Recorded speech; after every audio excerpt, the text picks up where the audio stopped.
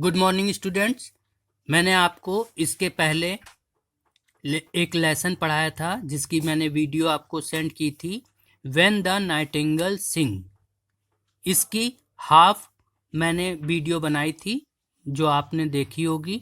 अब मैं आपको इसका सेकंड पार्ट बना रहा हूं जो आपको भेजूंगा। तो इस लेसन का हाफ पार्ट मैं सेकंड जो बता रहा हूं, उसके पहले मैं पहले पार्ट की कुछ स्टोरी आपको बता दूं ताकि आपको याद आ जाए कि इसमें चीन का एक राजा था। उसे अपने महल, अपने राज्य और अपने गार्डन पर बहुत घमंड था, क्योंकि उसके यहाँ एक बुलबुल आती थी जो गाना गाती थी और वो बहुत मधुर गाती थी, जिससे राजा बहुत प्रसन्न रहता था। एक दिन जब वो 2 दिन लगातार महल में आके उसने गाना नहीं गाया तो राजा बहुत दुखी हो गया। तब उसके मंत्री ने एक मैसेज दिया कि अगर आप उसको अपने महल में ही रख लें तो आप हमेशा उसका गाना आराम से सुन सकेंगे। तो राजा को उसका ये विचार पसंद आया। उसने यह वाली बात बुलबुल को कही। हालांकि बुलबुल का मन नहीं था कि वो महल में ही रहे और गाना गाए। उसने राजा को बोला भी, लेकिन राजा के बार बार कहने पे वो आखिर में मान गई और राजा ने उसे रहने के लिए एक सोने का पिंजरा और 12 नौकर दिए थे। यहाँ तक मैंने आपको वीडियो में बताया था। अब नेक्स्ट पार्ट मैं पढ़ाने जा रहा हूँ।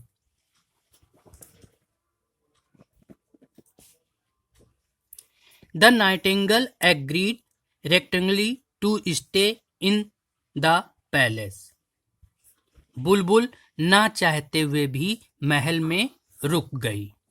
Every day she would sing for the emperor.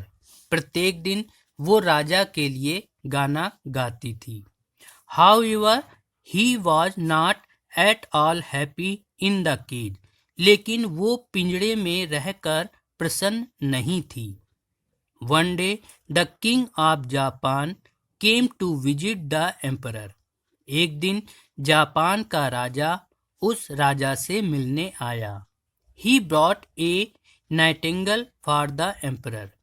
वो राजा के लिए एक बुलबुल भी लाया। It looked beautiful and sang a sweet song.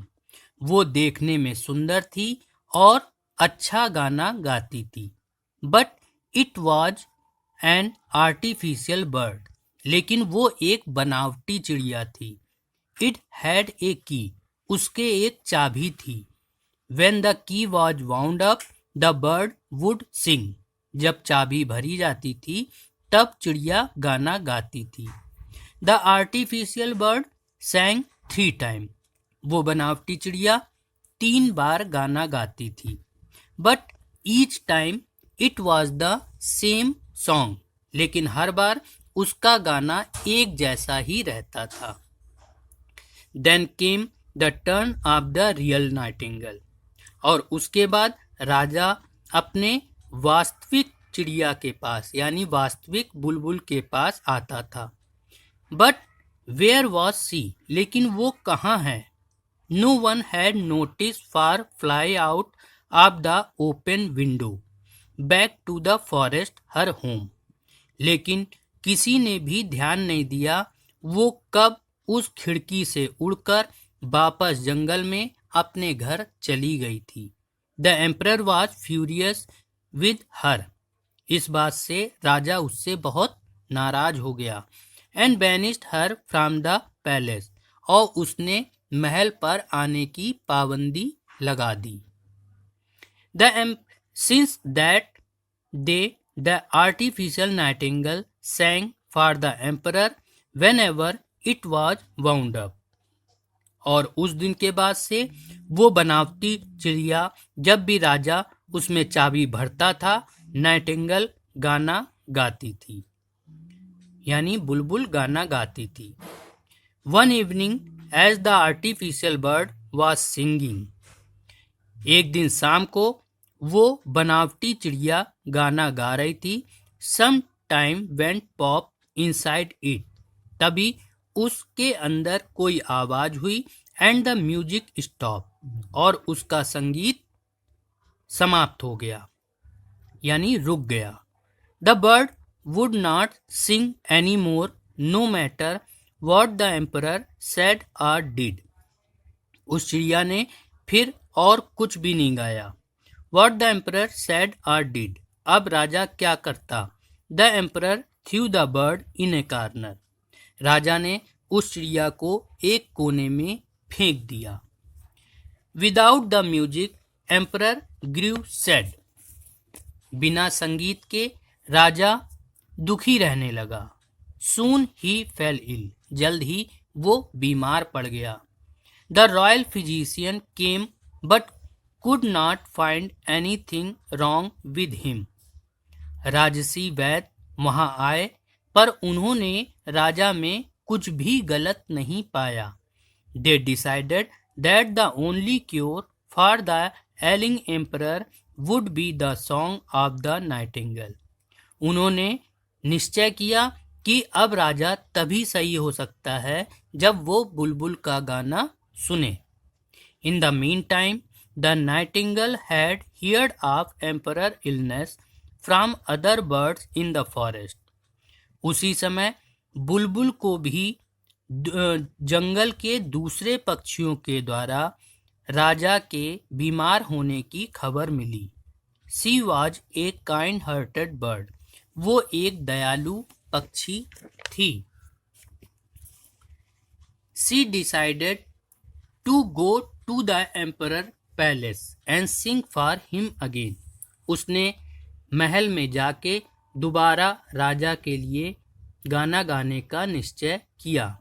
One day as the emperor lay in his bed cold and pale, the loveliest song wafted into the palace, एक दिन राजा अपने बिस्तर पर लेटा हुआ था, वो ठंडा था और पीला पड़ गया था। तभी उसे ये प्यारी सी गाने की आवाज गूंजी। It was the real nightingale sitting on the emperor window sill and singing ever so sweetly, ये वास्तविक बुलबुल थी जो राजा के खिड़की पर बैठी हुई थी और मीठा गाना गा रही थी। She had come to cure the emperor, जिसे सुनकर राजा अच्छा होने लगा। Soon the emperor was well again, जल्द ही राजा अच्छा हो गया। He was very please with the bird, वो चिड़िया से बहुत प्रसन्न था। He wanted to reward her, वो उसे इनाम देना चाहता था। He asked her what she wanted, उसने उससे पूछा कि वो क्या चाहती है। द नाइटिंगेल सेड, बुलबुल ने कहा, please do not ever ask me to live in the cage, कृपया मुझे दोबारा पिंजड़े में रहने के लिए मत कहिएगा। I can neither live in a cage nor I can live in a palace, मैं ना तो पिंजड़े में रह सकती हूँ ना मैं महल में रह सकती हूँ।